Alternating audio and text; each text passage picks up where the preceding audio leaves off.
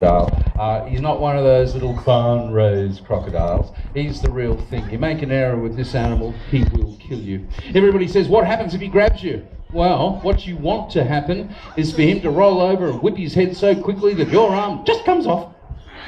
Well, you know, at least you're still here minus an arm, you know. If you'd really thought about it, Neville, you could have put more work into that finger.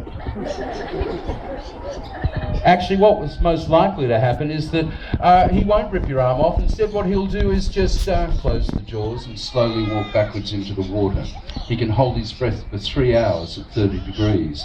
He will simply hold you on the bottom until you have drowned. The ripping and tearing and death rolling, that'll happen in the middle of the night when there's only the staff and the camera guys here. I'm kind of not kidding either. If he grabs me and pulls me in, I don't know. I'd like to think that Moscow will risk his life to save mine.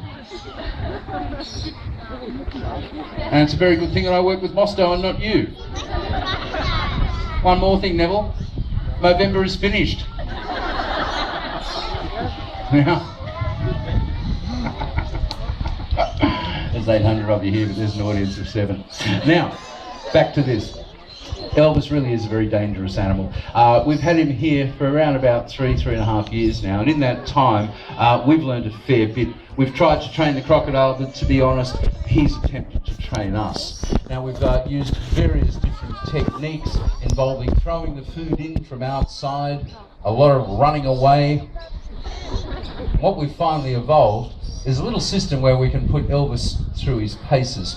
Now, we want him to do 3 things for you today. We want him to slap the jaws together. It's a very impressive sound. Our previous croc, Eric, would do it 2 or 3 times a year. This guy does it every time we feed him. He loves it. We also want him to put his head up nice and high, and we want him to jump in the moat. Now, we call that bit the moat there, and the pool's been constructed to stop him from jumping, but he can. He's going to jump, and if we're very lucky, he might even splash a few people who are sitting right in the moat. Now, we're going to feed him some duck. We paid $1 for the duck.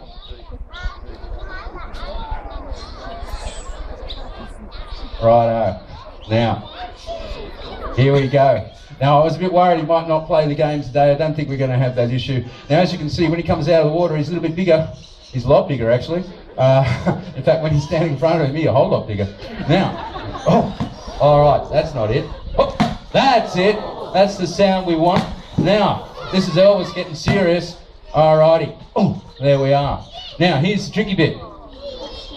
Elvis, come. Come on. Come on, Elvis. Come on. Come on. Come on. Come on, reverse. Incidentally, you read the big croc books, they tell you the croc can't do this. As you can see, not true. Large crocodile can reverse. Now, he knows that he needs to go back in, and he knows then that we're going to put him through the moat.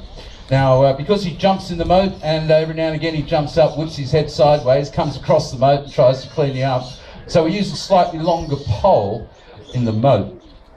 Now, once again, we've got one of his favourite things. And while one could argue that this is actually a ferret, it's not. It's actually duck. Now, come on, El. In you come, mate. Come on. Come on. Come on. Come on. Right, now we'll bring him around. This is one of his favourite things. He just loves the ducks. He really does. Now this pond has been constructed specifically to stop this animal from jumping. It is pretty tricky. Right now, he's coming around way too close to my side of the pond. Now, he might actually be about to jump at me now. Come on, El. Up, mate. Up, up, up, up, up, up, up, up, up. Come on. Come on. Come on. Up. All right. Now, I'm going to pop around the pole, around the tree. All right, where's Neville? There he is. Okay. Righto. Up, El. Come on. Up. Up. Almost. Righto. One last one. Come on. Oh. Righto. He's getting a bit more serious now. Up. There he goes. Look at that. Those teeth just work like scissors. They're absolutely astonishing. Righto. Here you go, mate. Come on. Up.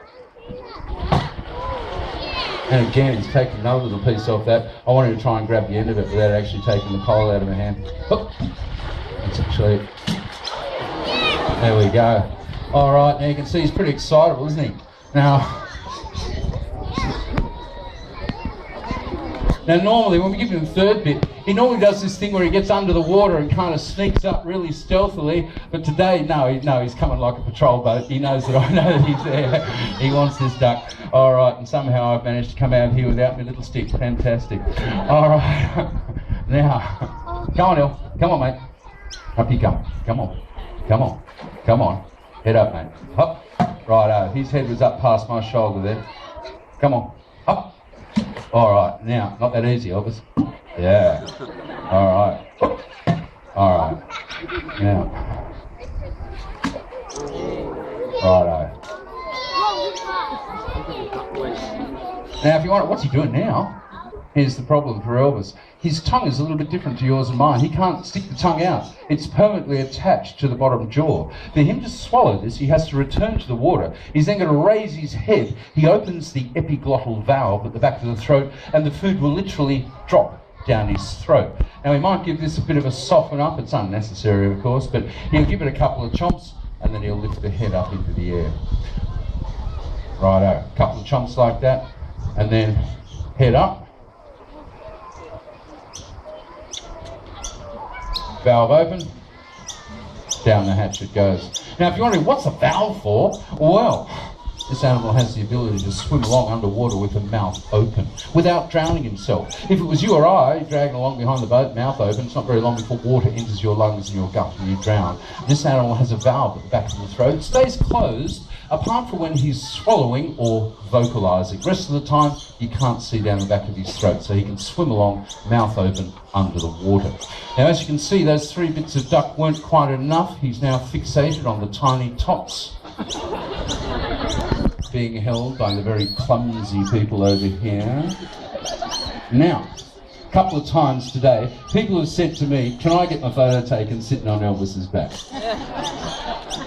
To be honest, part of me wanted to say, yes, you can.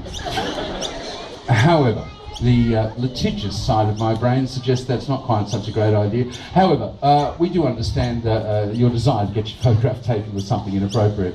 So, today it's going to be my hand-raised American alligators. Now, these ones have got a little bit of sticky tape around their mouths, not because they bite, but because your children are stupid. Now, sad but true. Regardless of your level of irresponsibility as a parent or stupidity as a child, it's completely safe to get your photo taken. Now, if you'd like to do that, we'll be supporting the Tassie Devil breeding program. And we're going to do alligator photos down under the pterodactyl's nest, down there where the barbecues are. Now, that's coming up in the next few minutes, but I've got a couple of announcements. If you've waited all day long to see some koalas eat their gum leaves, it's almost time. At 2 o'clock is koala time here at the Reptile Park.